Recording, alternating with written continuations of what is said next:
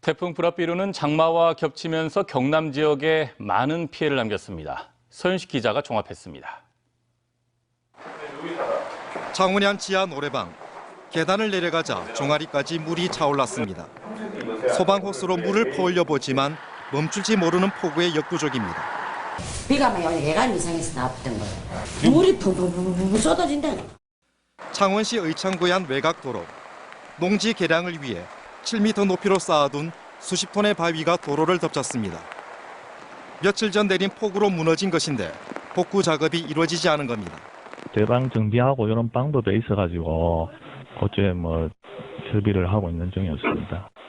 만여 톤의 토사가 유실된 통영시 광도면의 아파트 공사 현장을 응급 복구는 마쳤지만 주민들은 여전히 불안해하고 있습니다. 이 밖에 통영과 고성, 남해 등에서 토사가 주택을 덮치는 등 49건의 피해가 접수됐습니다.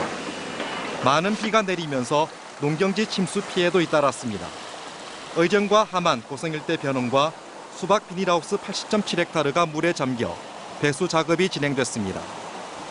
한편 오늘 새벽 남해 고속도로 김해 냉정 분기점 부근에서 4.5톤 냉동 탑차가 빗길에 미끄러지면서 방호벽을 들이받아 운전자가 크게 다쳤고 이 일대 교통이 2시간 동안 통제되기도 했습니다. MBC 뉴스 서윤식입니다.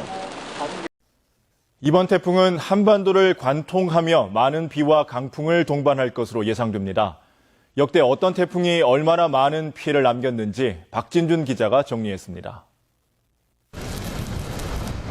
2002년 8월 태풍 루사가 한반도를 강타했습니다. 강원도 강릉에는 하루 800mm가 넘는 물폭탄이 쏟아졌습니다. 기상 관측이 시작된 1904년 이후 하루 동안 가장 많이 내린 비로 기록됐습니다. 1년 강수량의 70%가 하루 만에 내리면서 도시는 물바다로 변했고 초속 50m가 넘는 강풍에 피해가 속출했습니다. 한반도를 핥히고 간 루사로 246명이 숨지거나 실종됐고 역대 가장 많은 5조 1천억 원의 재산 피해가 났습니다. 풍속으로만 보면 이듬해 온 태풍 매미가 가장 강력했습니다. 초속 60m의 기록적인 강풍에 수백 톤의 대형 크레인도 엿가락처럼 휘었습니다. 단 하루 만에 전국은 쑥대밭이 됐고 4조 2천억 원의 재산 피해가 발생했습니다. 1999년 발생한 올가는 1조 원대, 2012년 한반도를 덮친 볼라벤과 덴비는 6천억 원이 넘는 재산 피해를 냈습니다. 인명피해로만 보면 1959년 한반도를 휩쓴 사라가 849명으로 해방 이후 가장 피해가 컸고 1972년에 발생한 베티도 550명이 숨지거나 실종되는 피해를 남겼습니다. MBC 뉴스 박진준입니다. 지난 주말 몰아친 태풍 타파가 경남 지역을 핥히고 지나갔습니다. 이번 태풍은 많은 비와 함께 바람도 거세게 불면서 피해가 잇따랐습니다. 서창우 기자가 보도합니다. 창원시 진해구의 한 아파트 신축 공사 현장. 입구 쪽 철제 펜스 안쪽이 뜯겨져 나갔습니다. 볼바람처럼 바람이 유어지게 센 거예요. 자꾸 근데 바람이 물이 보니까 너무 나가고 3층짜리 상가 건물 유리창이 강풍에 밀려 들어갔고 일부분은 부서졌습니다. 소방대원이 사다리 소방차를 이용해 깨진 유리가 바닥에 떨어지는 걸 막기 위해 안간힘을 씁니다. 해안가 주민들은 새벽 만조 시간이 다가오자 침수를 막기 위해 물막이 설치에 나서기도 했습니다. 이번 태풍은 동쪽 바람이 불어가지고 물을 좀 밀어내는 그런 상황으로서 물이 안 든 걸로 알고 있습니다. 진주시 내동면의 한 암자에 고립된 시민 6명이 보트로 구조되는가 하면 김해의 한 호텔 인근 담장이 무너져 근처에서 공사를 하던 인부 2명이 병원으로 옮겨졌습니다. 사천 봉남동 당산마을에서는 두 가구의 지붕이 날아가 주민 6명이 마을회관으로 대피하기도 했습니다. 또 창원시 여자동과 영혼동 등 890여 가구가 정전 피해를 입었고 가로수와 가로등이 쓰러지거나 어선이 전복되는 등 경남에서만 800여 건이 넘는 신고가 접수됐습니다. 경상남도와 각 시군은 피해 사례를 집계하는 한편 피해 복구에 힘을 쏟고 있습니다. 이번 태풍은 많은 비에다 바람까지 강하게 몰아치면서 피해가 잇따랐습니다. 이번 태풍은 강한 강도의 중형 크기로 발달하면서 우리나라에 인접하기 전부터 비바람이 강하게 불었는데요. 지리산 부근과 남해안으로 특히 많은 비가 왔고 기상청은 태풍이 우리나라 남동쪽에 있는 북태평양 고기압의 가장자리를 타고 북상하게 되면 다음 달에도 태풍 영향권에 들 수 있다며 철저한 대비를 당부했습니다. MBC 뉴스 서창우입니다. 오늘 새벽 동해로 빠져나간 태풍 미탁은 경남에 크고 작은 생태계를 남겼습니다. 다행히 큰 인명피해는 없었지만 농업 분야의 피해가 적지 않아서 빠른 복구가 중요해졌습니다. 신은정 기자입니다. 수확을 앞둔 벼가 물속에 잠겼습니다. 토마토 모종이 심긴 비닐하우스도 물바다가 되긴 마찬가지입니다. 지형적인 영향에다 배수 관리마저 제대로 안 되면서 물이 제때 빠져나가지 못한 겁니다. 제18호 태풍 미탁의 영향으로 벼 688헥타르를 포함해 농작물 1239헥타르가 침수 피해를 입었습니다. 자식같이 키운 농작물이 이런 현상이 오다 보니까 쉽게 말하면 속에 잠도 오지 않고 밥도 넘어가지 않는 그런 상황입니다. 누런 흙이 인근로를 덮쳤습니다. 갑자기 내린 많은 비에 100m가량의 저수지 제방이 견디지 못하고 무너진 겁니다. 통영에선 축사가 침수되며 가금류 6천 마리가 숨지는 피해가 발생했습니다. 복구 작업도 진행됐습니다. 침수됐던 도로에 모래와 흙을 치우기 위해 살수차를 이용해 물을 뿌리고 쓸어내는 작업이 계속됐습니다. 상가와 주택에선 물에 젖은 집기를 정리하고 말리느라 하루 종일 구슬땀을 흘렸습니다. 3시 때까지 내가 일을 했어요. 세 사람처럼 씻고 다 했는데 지금 나오니까 또 해야 됐잖아. 1,500여 명의 인력과 400여 대의 차량과 장비가 동원됐지만 완전한 복구까지는 시간이 걸릴 것으로 보입니다. 경상남도는 침수 또는 넘어진 벼는 물빼기디 건조해 산물벼로 수매하고 떨어진 과일은 생식용과 가공용으로 구분해 수매하는 등 대책 마련에 행정력을 집중할 계획입니다. MBC 뉴스 신은정입니다. 제9호 태풍 마이삭이 오늘 새벽 경남 내륙을 관통해 동해로 빠져나갔습니다.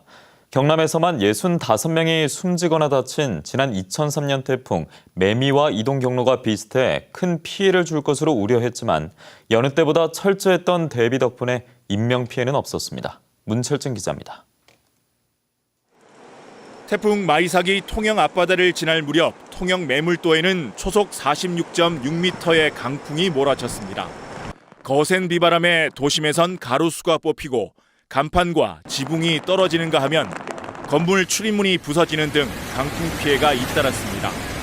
1시 좀 됐어요. 바람이 쫙 왔을 때 보니까 이 막 판넬이 날라오고 막 그러더라고. 그래서 내가 골목으로 피신하고 했는데 지금 막 굉장해요 지금. 벼가 쓰러지고 과일이 떨어지는 등 농경지 피해도 속출했습니다. 태풍 상륙 시점에 대조기가 겹치면서 창원 진해구 용원 어시장과 거제 지세포항 등 해안가 저지대는 바닷물이 넘쳐 침수됐습니다. 고성에선 컨테이너선이 표류해 선원 14명이 긴급 구조됐습니다. 곳곳에서 정전 피해도 잇따라 10개 시군 21,900여 가구가 어둠 속에서 태풍을 맞았습니다. 2-3시간 전에 정전이 돼가서 지금 모든 우리 냉동식품이나 기타 또 즉석식품 이런 게 지금 다 녹아갖고. 하지만 인명피해는 발생하지 않았습니다.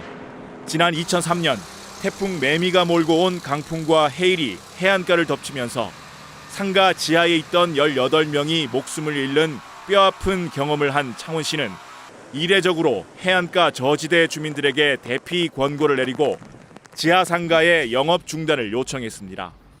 창원 지역 저지대 도로와 지하차도 등 도로 24곳도 저녁 8시부터 전면 통제했습니다. 지난 6월 준공한 마산 서항 배수 펌프장은 침수 피해를 막는 데 큰 도움이 됐습니다. 이번에는 배수면이 270mm 이상 상승했고 태풍으로 인해 최대 270mm 이상의 강우까지 있었음에도 불구하고 단 한 건의 침수도 발생하지 않았습니다. 시민들도 건물 앞에 모래 주머니를 쌓고 바람에 날릴 수 있는 시설물을 단단히 고정하는 등 강풍과 폭우에 철저히 대비했습니다.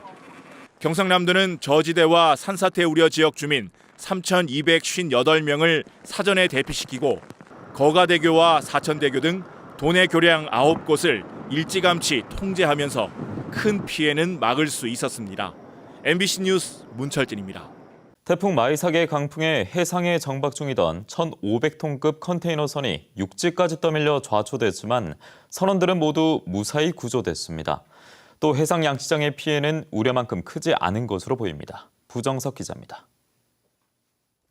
1,500톤급 컨테이너선의 외국인 선원들이 해경의 도움을 받아 황급히 해안가를 빠져나옵니다. 이 선박은 오늘 새벽 1시쯤 강풍과 높은 파도에 육지로 떠밀려 좌초됐습니다.